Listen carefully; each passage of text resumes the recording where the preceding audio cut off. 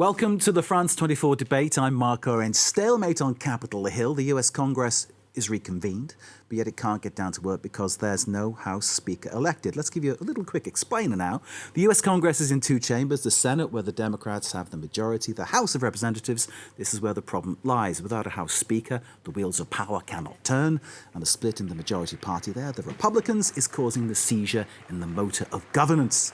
Key character in all of this is Kevin McCarthy, a California representative who'd been talked up as the next speaker even before the November midterm elections. His roadmap to power and influence has been ripped up in many ways, largely because of a decision of far right-leaning Republicans not to give him their vote. Our panel to discuss this unexpected but significant bump in the road. Here in the studio, Agnès Trouillet, Associate Professor in American History at the Université Paris-Nanterre. Agnès, thank you for being with us. Good evening, thank you. Joining us by Skype from New York is Carl Spencer. He's the author of Raising Them Rights. Carl, thanks for being with us. Here in the studio, Fred Hoffman, spokesperson for Democrats Abroad. Frederic, thank you for being with us, sir. And on the other side of the studio, perhaps politically opposed, we will see, Randy Yallos, French-American attorney and founding partner of ELC Group, and this is the important bit, president of Republicans Overseas France. Great to see you, sir. Thank you for having me. Joining us live in Washington in a moment is Kedevan Gorgistani, our correspondent there. She will be giving us a whole preview of the situation. Kedevan, I understand there's been a new development since we last spoke. Yes, the vote is just wrapping up for that fourth round of voting, and no real changes there. Kevin McCarthy still does not have the votes that he needs to get the majority and get elected Speaker of the House. And most importantly, no changes in the number of Republican holdouts. Still 20 Republicans who voted against Kevin McCarthy. They voted for Byron Donald. So there was a new nominee for those Republican holdouts. And that's also a sign that basically they're nominating different people each time just to show that they'll vote for anyone but Kevin McCarthy, that this is really a vote against Kevin McCarthy and not necessarily a vote for any of those nominees. So it looks like we're heading into a fifth round of voting. That's unless, of course, the whole House or a majority of the House can agree to adjourn this session. And really, this shows that there is no momentum on either side. The holdouts didn't pick up any votes, and Kevin McCarthy didn't manage to convince any of those holdouts. So no one is blinking on either side. It doesn't look like there's any deal making right now. So we are at a standstill, and we have to remind our viewers that until there is a speaker elected, nothing can happen in the House of Representatives. And that is in itself extremely important because all the day-to-day business is at a standstill. Those newly elected members of the House of Representatives, they're still members-elect. They have not been sworn in, and they will not be sworn in until there is a speaker. This is procedural, but also, as you point out, Kedevan, it is actually practical too, because without them being sworn in, they can't get on with the business that happens. Kedevan just telling us there about Kevin McCarthy failing anew, it seems, with a dramatic fourth-round vote as the chamber plunged into day two of this Congress saga. Kedevan, bear with us. I'm going to bring in Randy Yallos from Republicans Overseas France. Randy, what is going on inside your party, sir? I think there are 2 points. The first point is I think they're trying, the more right-leaning members of the party are trying to push an agenda that they feel hasn't been put forward by Mr. McCarthy in the prior terms. And certain people feel that the promises that were made earlier on weren't maybe kept. And so I think they're trying to make sure that either one, they're sending a message to McCarthy that you better keep your promises. And I think they want to show that it's not going to be easy. And I think they want to toughen him up for the upcoming election cycle going into 2024. And I think that that's part of their game plan. The question, will it backfire or not? I think at one point they'll give in, or you may have a surprise. And this is something which I hope might not happen, is that if it holds out too long, is that they'll try to push another candidate to go forward after a number of repeated holdouts, that could happen. And maybe you'll have someone more right-leaning that will go in, and we don't know who it will be. But we have to see where it goes and what happens. Now, many people think that it will weaken the party. I think what they want to do is they want to strengthen the position of the more right-leaning members of the party, which feel that you've had more centrist and moderate Republicans who've more been focused on DC Republicans' agenda. That's how they see it, the Freedom Caucus. That's what they're from. The 20 members, we have to go back to. The Freedom Caucus. That's the Freedom Caucus, and that hasn't been said during the election. I think you have 3 caucuses, and it's really the members of the Freedom Caucus that are really holding up this, and then their position is to be clear, and they want to have a much more stronger agenda going forward. And they're waiting. They feel also going forward about the investigations about the Bidens and other issues that they're not going to be tough enough with the Biden administration and the DC establishment. I like the, forgive me using the word, spin you put on this, saying that they're trying to toughen up McCarthy. It's an interesting way to put it. I'm not quite sure whether people will agree with you. Let's take a listen before we move on to other guests, to President Joe Biden, who had his say about the situation a little earlier. With regard to the fight over the speaker, excuse me, that's not my problem. I just think it's a little embarrassing it's taking so long in the way they're dealing with one another. And the rest of the world's looking. They're looking at, can we get our act together? Joe Biden calls it an embarrassment. Fred Hoffman, representing the Democrats abroad. Your take on the situation? Is this toughen up McCarthy, or is it chaos within the Republican Party? What's your take? First of all, how about governing, being at the forefront instead of just talking about 2024 already? The American public is looking for people to govern. And if this is the way that they're starting, it's been 2 months that they've had to try to get, or for McCarthy to get votes. For adjourning for one more day, it's not going to change anything. They don't want him, they don't trust him, they don't like him. And what I find really interesting is they nominated 2 different people yesterday, Jim Jordan and someone else I can't even remember, not important. And now Donald's today. And it's kind of like, well, let's just fling, something at the wall and have it stick. Maybe this person will get elected. There's no strategy. I mean, how can that be possible in the government, in the Republican Party, that there's absolutely no strategy? But Randy says it's toughening up McCarthy, getting him to be more focused, getting him toughened up. Do you accept what Randy's saying? I don't think so. I think he's weak. I don't think anything's going to make him tougher, and he's not going to win. That's the whole thing. He's going to hold out for so long. The Lauren Boeberts and all these different people, they're not. Well, Matt Gaetz actually supported him. Others, they're not going to vote for him. And so I don't see where this is going to go. And if they want to nominate someone else, fine. But it's kind of like they're just getting like, well, who's the flavor of today, that we're going to have? And for me, it is an embarrassment. And it's horrible for the American public because, they expect the government to govern. And the Republicans have been promising how they were going to get things done. How are they going to get things done if they can't even elect a speaker and allow their members to be sworn in? Nothing is going on. It's at a standstill right now. So my feeling is it's kind of, a bad situation, and I don't see it getting better, and they should just vote for Hakeem Jeffries, who's qualified.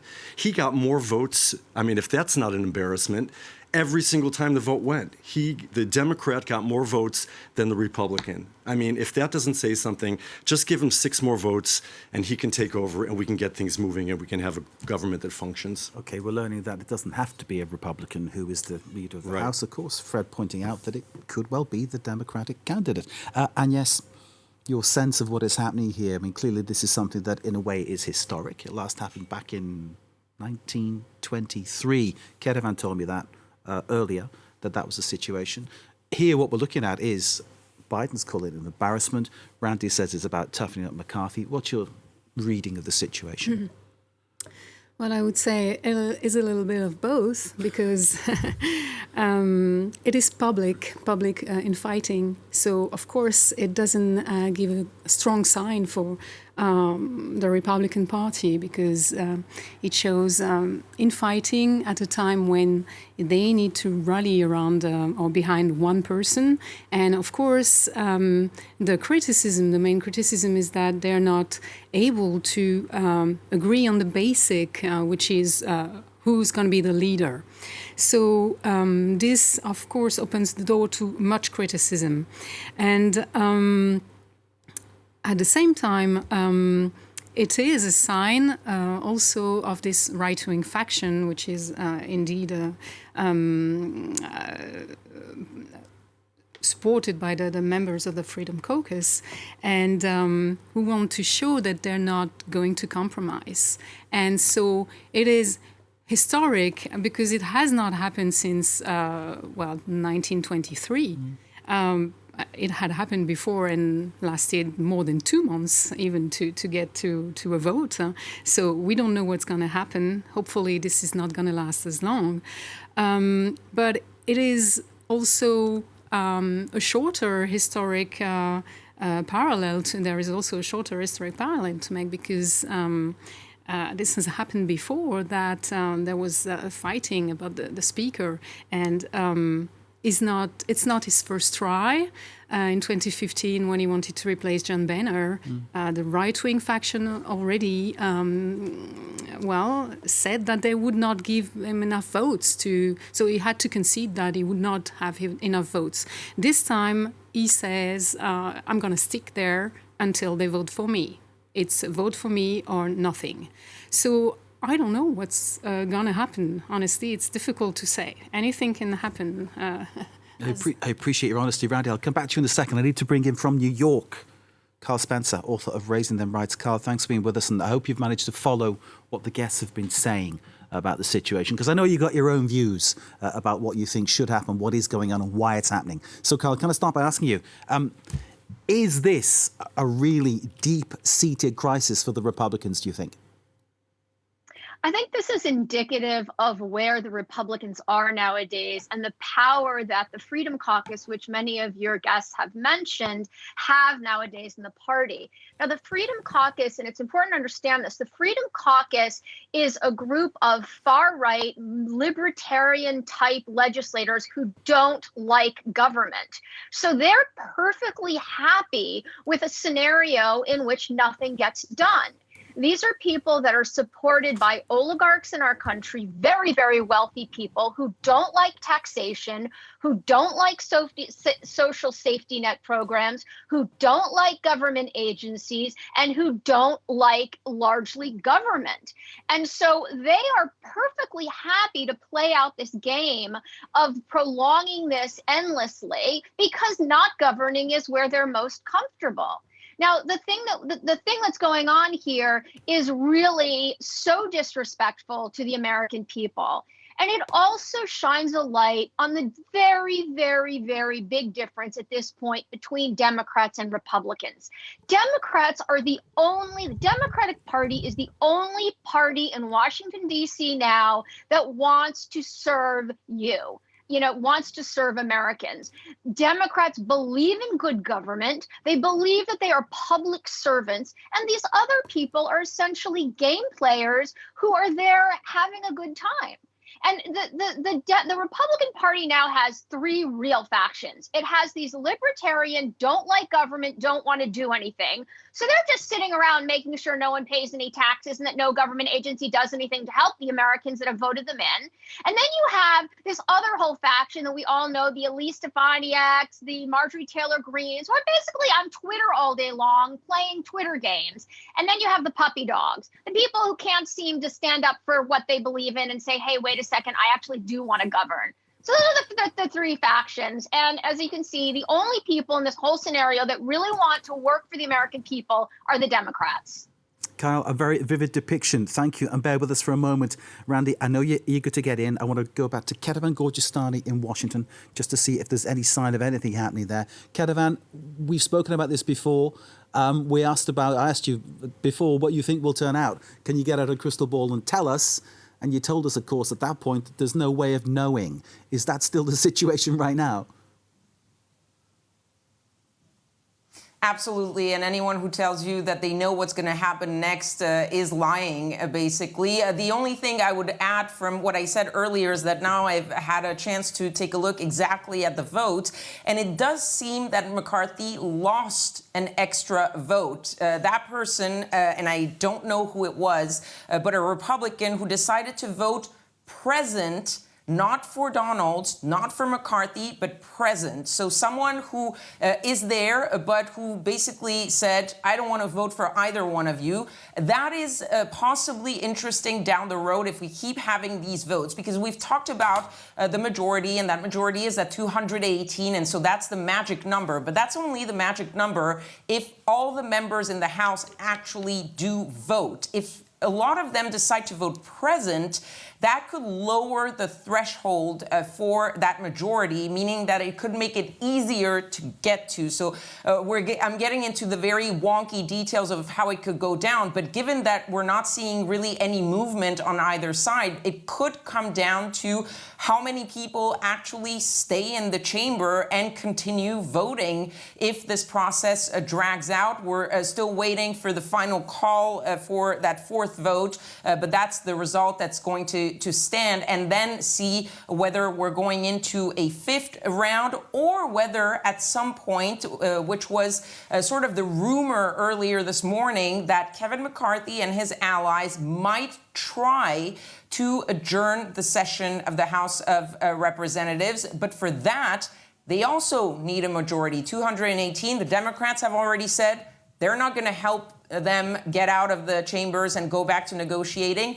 And some of the Republican holdouts have also said that they're not really ready to leave the floor. They want to keep doing that vote. So we might be in for quite a few more rounds. Kedevan, it sounds like you're writing a film script. You couldn't make it up, could you? Thank you very much indeed, Kedevan Gorgesani, our correspondent in Washington, keeping her eye on every development in this situation. Kedevan, as ever, thank you very much indeed. Randy Yolos, I turn to you, sir. We've heard many people say that essentially the Republican Party is now trampling all over the respect and traditions of American politics. I don't think that to be the case. I think it's important because out of chaos comes order. You're optimistic, some might say. No, not optimistic at all. Because why? You need to have order, to have a new order. You need to have some chaos. Because if you keep things in the same way, then you're keeping with the same rules. They're going to be negotiating different types of rules they're going to be putting in place in these different committees, different rules that will put into place that will have a major effect on how the government is going to be run going into the next cycle. And these different things are very important on how the different committees will be run. And I believe they're going to be holding out for that specific purpose. And if McCarthy holds his grounds, and he has to negotiate it. And it's going to be tough for him because I think it's not easy.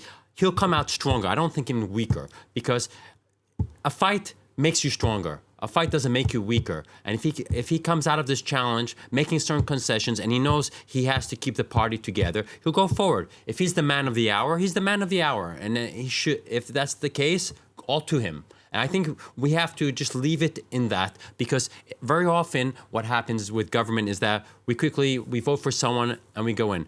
Today, I think there are major issues and certain members of the party feel that they need to make some changes. And the only way they can make themselves heard is maybe the holdout is part of their strategy. And I think it's important. They represent a portion of the American people. They have an agenda and it's legitimate. And this is the way things happen, and they can also have these rules be put in place. And I think, for example, the question of the Balanced Budget Act was also, we didn't talk about the different discussions. Maybe one of your guests can maybe say a few points about that, our historian. But I think there were a lot of discussions going on what were those points that were being negotiated, which is very important. And I think those are issues because we've been talking about being responsible to the Americans, your other guests. I think passing these massive spending bills is irresponsible. So there were issues of negotiating, going in. We wanted a balanced budget going forward. And those were part of the issue. So this is being conscious about the American interest. So it's to the contrary. So you have to go into these different things and see why we're arguing, what is being negotiated. And then if you look at that, that's why there might be a holdout. I hear what you're saying. I'm going to drag you back now to focusing on exactly what is happening in terms of this one particular vote. And what you're saying is, I think there's a great point to be made there completely, because you're saying what the Republicans are arguing about. But nonetheless, it's holding everything up by not actually electing a person. Let me bring in, if you don't mind, from New York, Kyle Spencer to give us a comment on that. Kyle, Randy here from Republicans Overseas France talking about order coming out of chaos and going on to explain why the Republicans are getting involved in this delay, if you put it, or this extended debate about who should be the candidate. Do you accept that? I don't accept that there's any kind of calm that will come after the chaos. I don't think that these Republicans will dislike chaos. I think they thrive on chaos. I think that in the insurrection, I think the election of Donald Trump, I think the election denying, this is all chaos. This is all ways to erode away the confidence the American people have in government, because these people do not believe in government. There's no idea in their minds that good government is something that it helps Americans. So also, this massive spending, all this massive spending, it's just untrue. Biden has passed numerous bills that have helped American people. And, COVID, environmental issues, student debt relief, these are all things that Americans want. Government is not there to protect a bunch of rich guys who don't want to pay taxes. Government is there to provide programs that can help the needy and can help the community and can help the whole. So, these Freedom Caucus folks are these guys who live off the grid, who are funded by billionaires, who would like to pretend that we have some massive budget overriding issue that needs to be addressed. It doesn't. Government needs to work for people. And it's untrue that so many Americans are so worried and upset and feel that all the spending is happening. It's irresponsible. It's just not true. Carl, thank you for the moment. Fred Hoffman, I'm sure you will back that up. But in terms of where it goes from here, I suppose there's still the issue of trying to work out how we get through this obstacle of electing the leader of the House, Speaker of the House. That's not for the Democrats to do. That lays right directly with the Republicans. But if I may, I just want to go back. Please do. Correct myself. Earlier I said about Matt Gaetz. Actually, he does support McCarthy, but he described him as the biggest alligator in the swamp, didn't he? Yeah. Earlier today. They're all really good friends, and. It was Marjorie Taylor Greene that I think is funny too, because this whole group, this Freedom Caucus, now she's bad-mouthing her, cohort, Lauren Boebert, and Matt. She keeps saying, yesterday she was saying, my friend, this one. I want to say she has friends, actually. That's interesting. Politics is a dirty game. That's what we're learning, yeah. But the other thing was, Randy, you said one thing where you were talking about maybe this is the strategy to get people to their committees, et cetera, and you said, this is the way things happen. It's not the way things happen. It hasn't happened since 1923. It's not. Normally you have a strategy. Normally you have your people behind you. You know what you're doing when you're going in. You don't let it just kind of fall apart, and certainly on a public stage in front of not just the American public, but the world. So I don't know where, obviously, it's going to go. But again, I don't see how he can continue to hold out, even though when it was at 1863, something like that, they went for 2 months. If they're going to hold out for 2 months to not be able to govern, that'd be catastrophic. And there's just one other thing I was going to say. When you're talking, Randy, about them trying to negotiate with him, it's more like he's just going to have to give in. He's not really going to believe in a lot of things that he's giving if he just wants to be speaker. And the thing is, some of the things you mentioned also earlier about the possible investigations into the Biden and Hunter Biden, et cetera, that's what's on their agenda. It's not governing. Do you know what the first thing I saw yesterday? As soon as they were going into the chamber, they removed the metal detector for the guns that Nancy Pelosi had put in 2 years ago. And Lauren Boebert is saying, we're going to get rid of this. That's what the American government, the American people want, that the first thing you do is remove the metal detector with all these crazies that are going in with guns. To me, that it's not logical, and it just shows to me the weakness of the Republicans in governing if they're putting those things forward, as most important. Randy, I'll let you in. Go ahead. Again, it's your position going in there.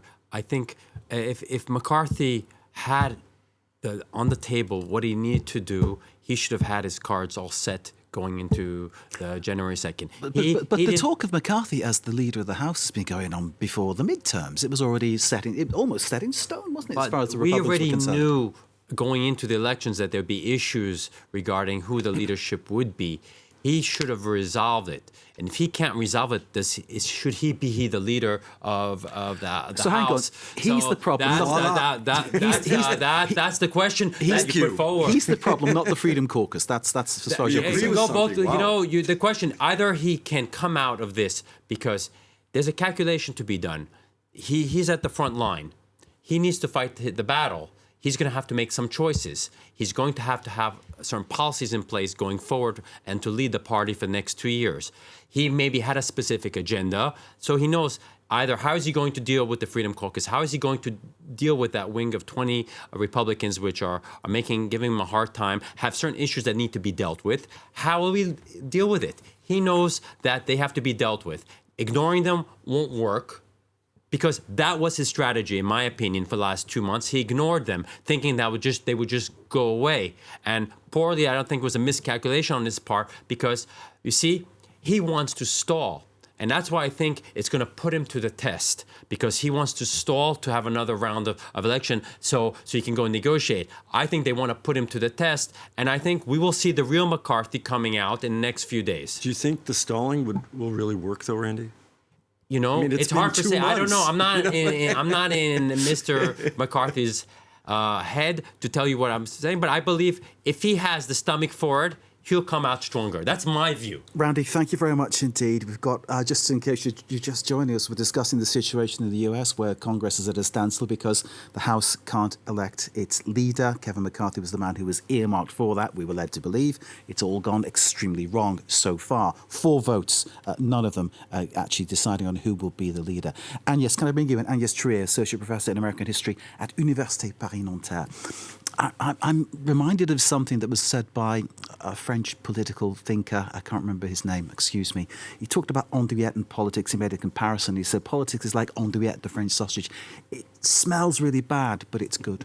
Wouldn't that be Jacques Chirac? Indeed. and I'm thinking, I'm left here thinking, with listening to, obviously, Kyle's contribution from New York, what Fred has said, what Randy has said as well, even the words of Joe Biden, we get the sense here that this is really a situation that does actually smell quite bad. At the end of it could be something good, perhaps, sort of good governments or whatever. But clearly, is this going to reinforce people's faith in how the country is being run? Is it going to reinforce people's faith in institutions? Who stands to gain from any kind of disruption of that?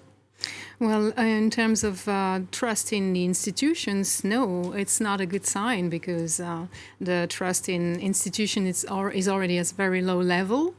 And I think if McCarthy goes through this, it might be a strong win for him. And if he succeeds in driving this extreme right faction, he might, and that would show that he is able to, compromise, although while not compromising.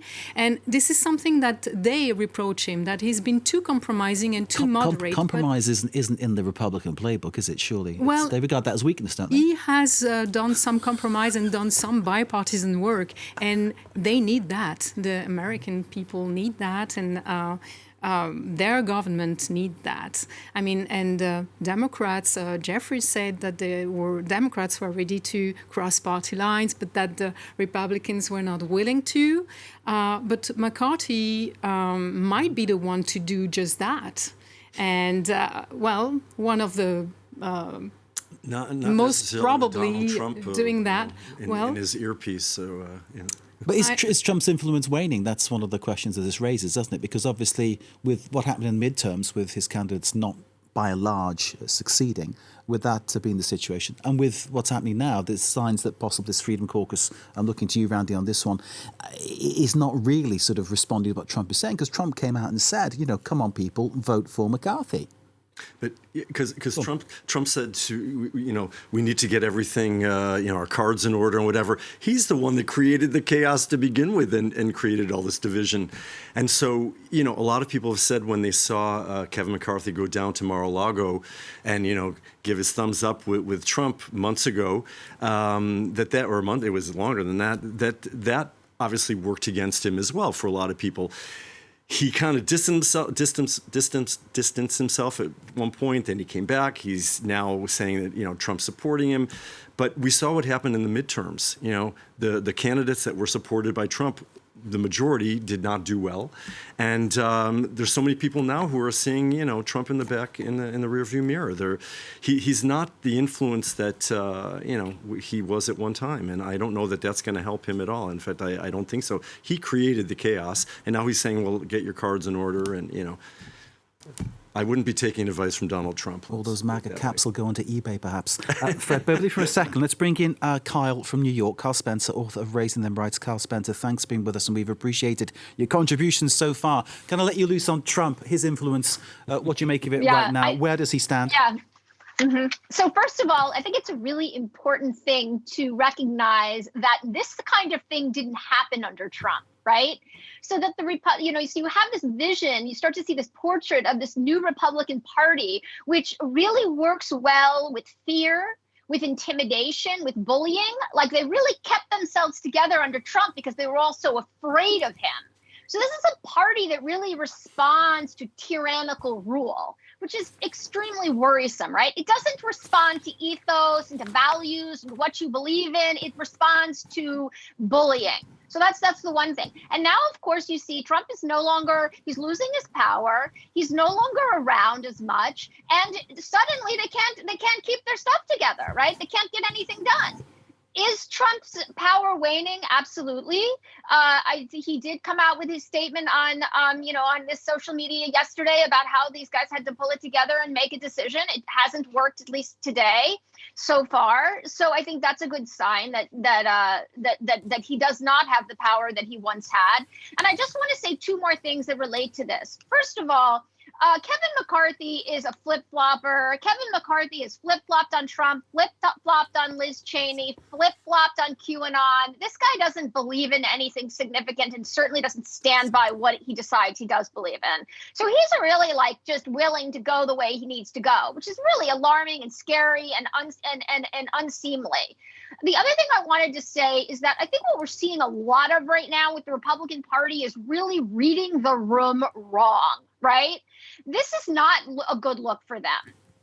It is not a good look for them to be obsessed with Hunter Biden's laptop, to be obsessed with the president's son who has a very serious addiction, and a president who is doing what he can to help his son. Not a good look.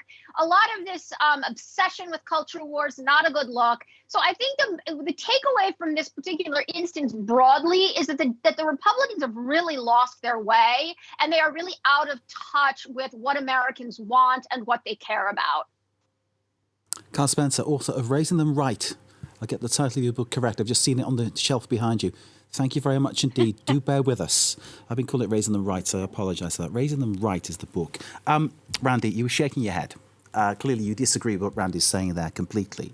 But I think people watching this may be still asking themselves, why on earth couldn't the Republican Party get their House in order to elect a leader of the House as needs to be done?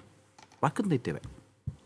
I think it's also due to the poor House and Senate leadership that's in place before the midterms, that they didn't perform as well as they should have. And now that they're paying for their mistakes, because if they lost a number of votes, they should have held on to a greater majority. He would have had those issues if he had those votes going in, McCarthy, as a leader of the House before going in. And again, we have McDonnell, who was unable to keep his troops together and able to hold on to get a majority going in. So I think there is that dissenting voice amongst many people in the GOP that's saying, well, our DC Republican leadership needs to listen to us, the people, what's going on. We've lost our positioning within the Senate. We've lost seats in the House. Now we need we need changes. And again, there is a bit of flip-flopping, and I agree with you regarding McCarthy, and that's an issue. And I think a lot of people in the Freedom Caucus,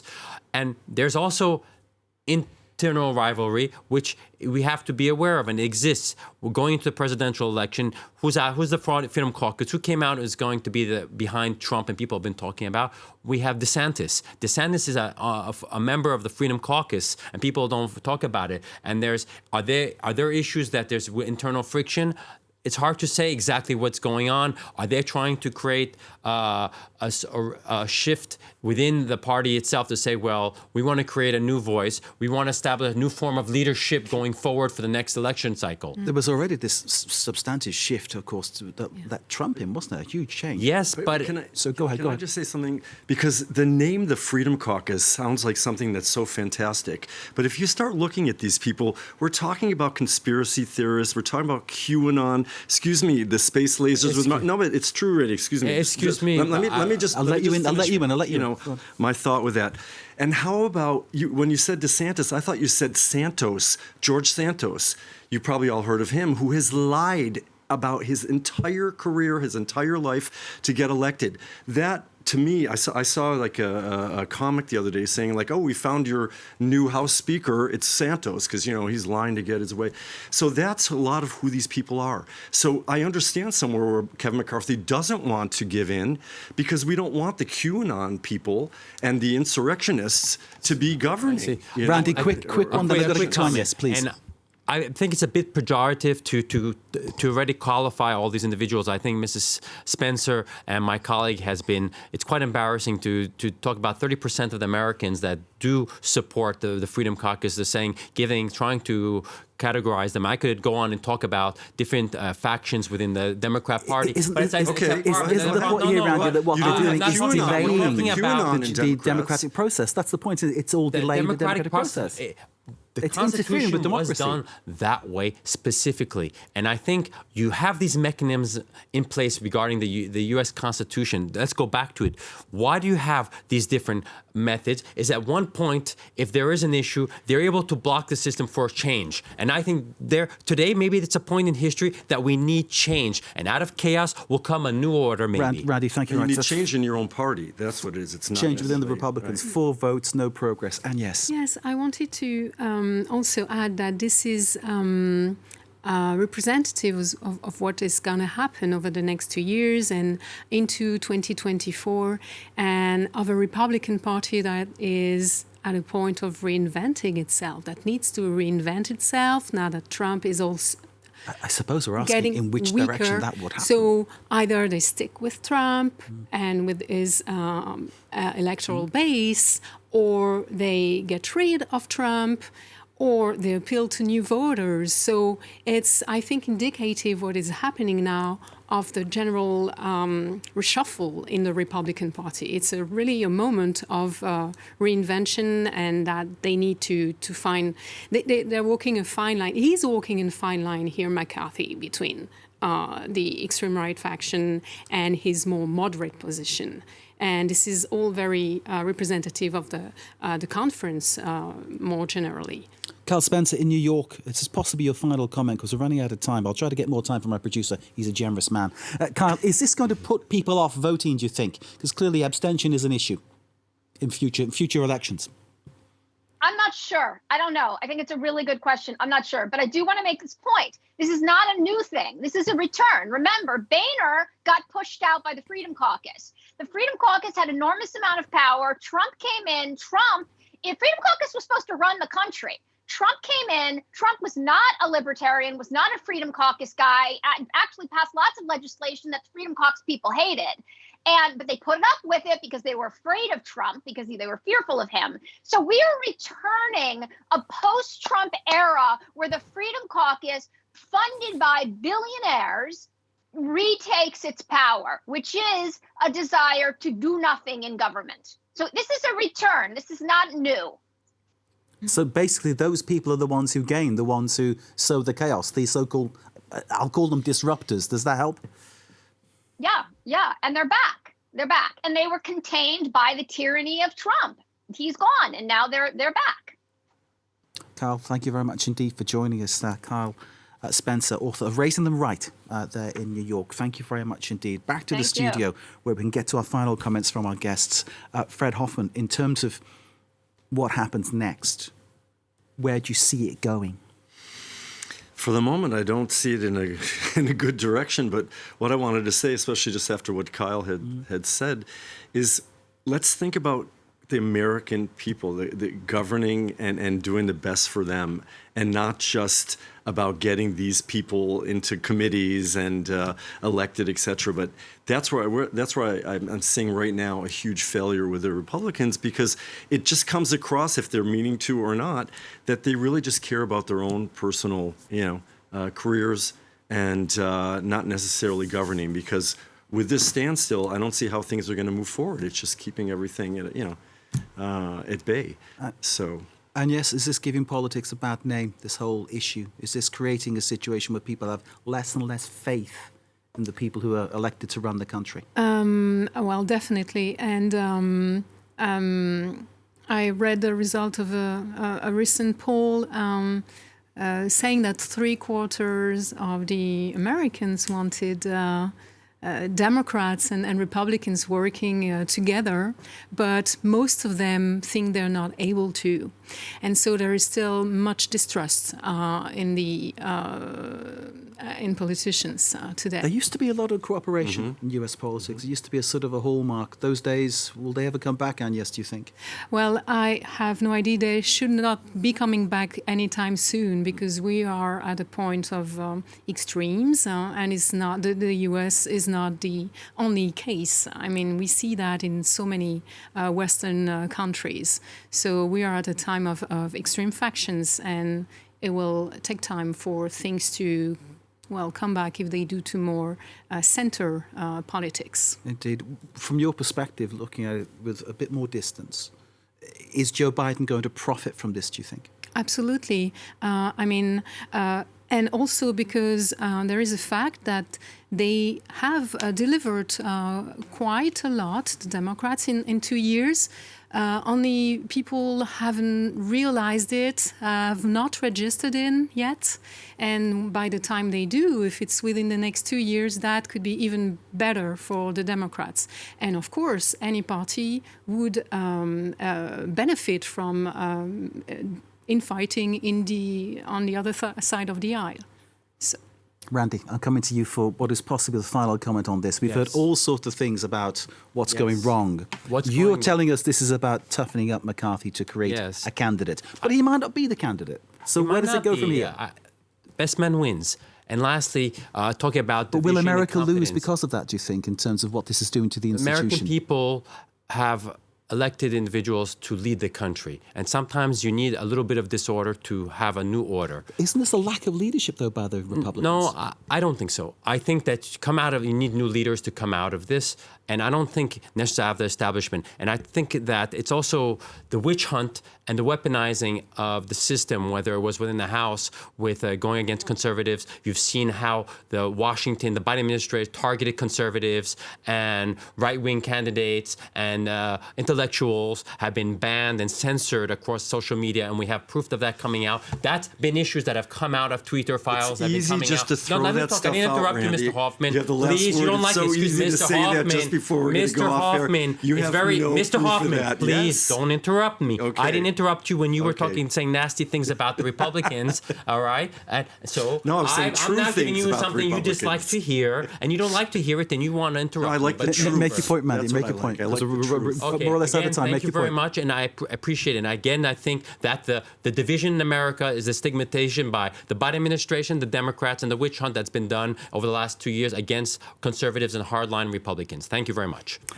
Randy Yallois, French-American attorney, founding partner of ELC Group, president of Republicans Overseas France. Thank you, sir, for joining us. Thanks to Fred Hoffman, spokesperson for Democrats Abroad. Nice to see you. Frederic, thank you too. In New York, Carl Spencer, author of the book, Raising Them Right. Carl, we appreciate all your contributions. Thank you very much for joining us. And thanks, last but not least, to Agnès Trouillet, Associate Professor in American History at the Université Paris-Nanterre. Thank you very much. It's a pleasure to meet you. Thank you. Thank you for watching. Stay with us. More to come, of course, on this story and everything else in the world news here on France 24. Stay with us.